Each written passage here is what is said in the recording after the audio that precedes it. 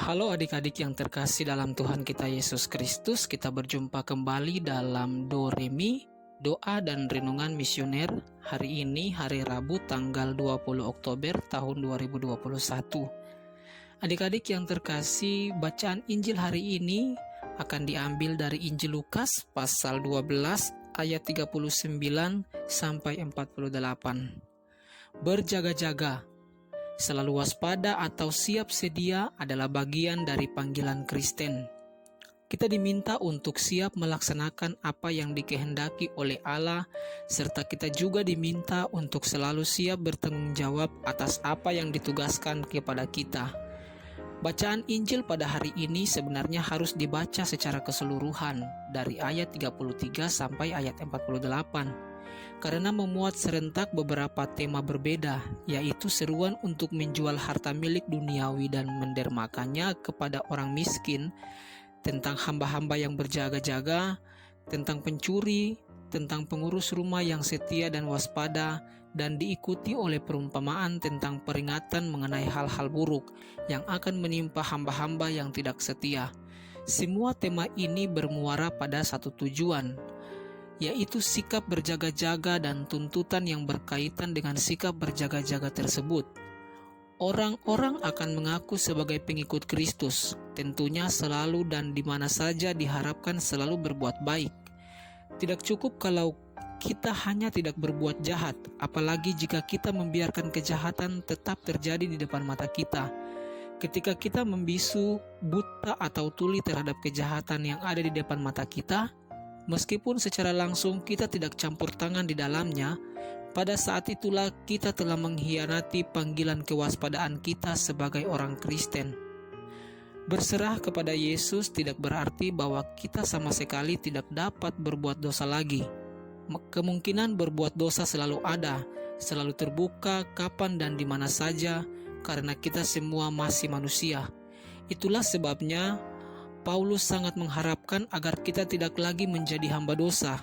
Sebaliknya, kita dipanggil untuk menjadi hamba Allah. Terhadap anggota tubuh kita, Paulus meminta agar tidak memanfaatkannya sebagai senjata kelaliman, melainkan agar dimanfaatkan sebagai senjata kebenaran. Adik-adik yang terkasih, sebelum kita masuk dalam renungan kita hari ini, marilah kita buka dengan doa. Dalam nama Bapa dan Putra dan Roh Kudus. Amin. Allah yang berbelas kasih, sabdamu adalah terang dan pelita hidup kami. Bimbinglah kami dengan Roh Kudus-Mu untuk membaca dan merenungkan sabdamu dengan daya Roh Kudus-Mu itu. Bukalah telinga dan hati kami untuk mendengarkan sabdamu. Terangilah budi dan hati kami untuk memahami sabdamu. Jernihkanlah hasrat jiwa kami untuk meresapkan sabdamu. Doronglah kehendak dan tekad kami untuk mengamalkan sabdamu dalam hidup dan perutusan kami sehari-hari. Dikau kami puji kini dan sepanjang masa. Amin. Semoga Tuhan beserta kita sekarang dan selama-lamanya. Inilah Injil Tuhan kita Yesus Kristus menurut Lukas. Dimuliakanlah Tuhan. Injil Lukas pasal 12 ayat 39 sampai 48. Tetapi ketahuilah ini, jika tuan rumah tahu pukul berapa pencuri akan datang, ia tidak akan membiarkan rumahnya dibongkar. Hendaklah kamu juga siap sedia, karena Anak Manusia datang pada saat yang tidak kamu sangkakan.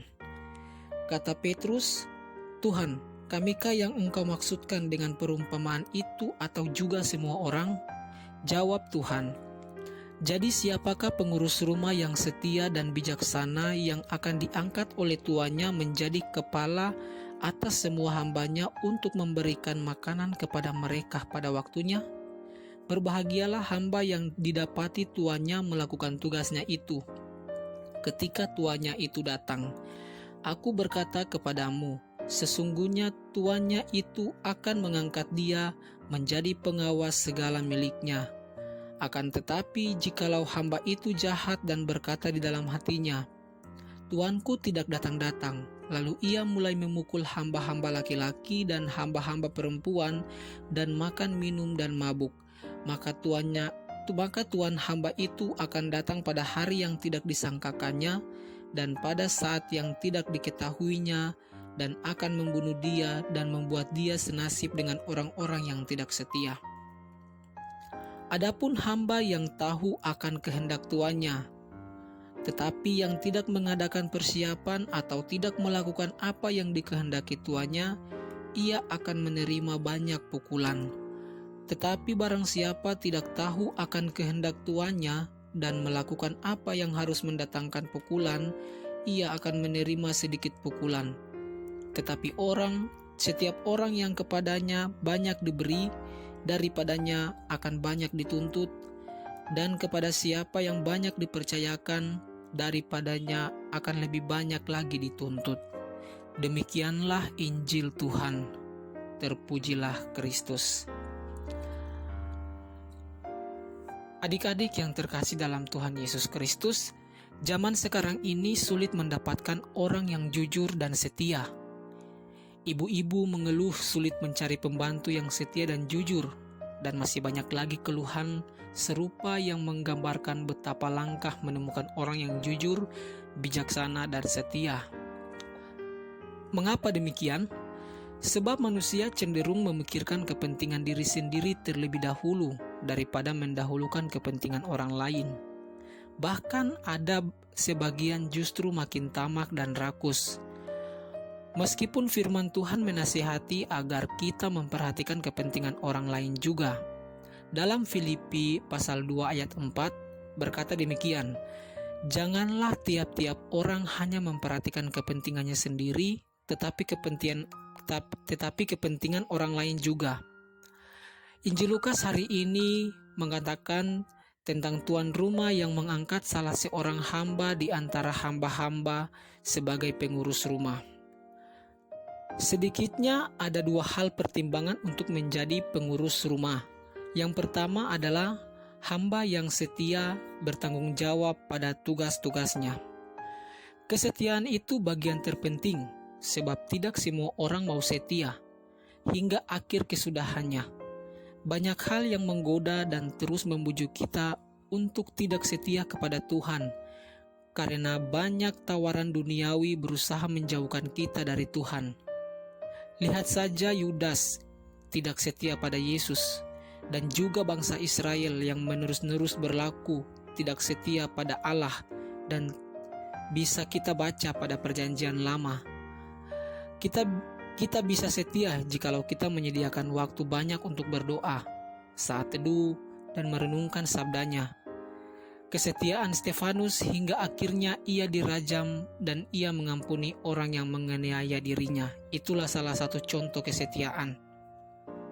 Yang kedua, hamba yang tahu kehendak tuannya dan melakukan kehendak tuannya. Ada 3 sikap hamba yang tahu kehendak terhadap tuannya. Yang pertama yaitu dia tahu dan melakukan kehendak tuannya. Sesungguhnya memang seperti ini yang benar, yaitu mengenal kehendak Tuhan dan mau melakukannya. Ketika kita mau melakukan kehendak Tuhan, maka biasanya kita menerima banyak karunia dan berkat Tuhan untuk memperlengkapi dan menambah daya kemampuan diri, agar mampu melakukan banyak perbuatan kasih.